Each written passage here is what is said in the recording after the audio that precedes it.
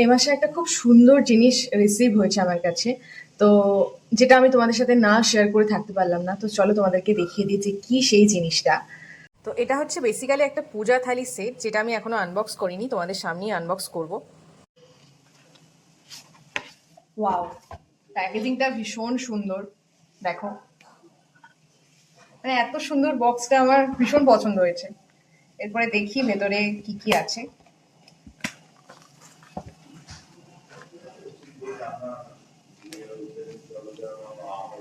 এক, দুই, তিন, চার, পাঁচ, ছয়, সাত, টোটাল সাতটা আছে।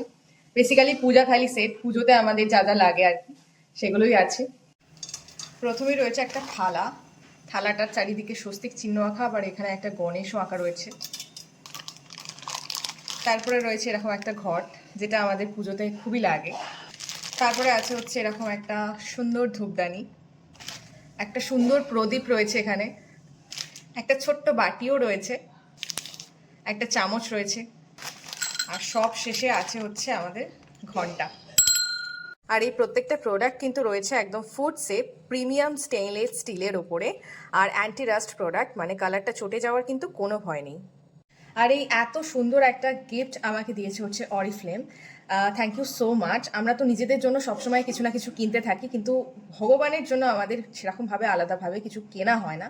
তো এই জিনিসটা আমার ভীষণ ভালো লেগেছে, ভীষণ পছন্দ হয়েছে। আর তোমাদের কেমন লাগলো সেটা কিন্তু আমাকে অবশ্যই কমেন্ট করে জানিও।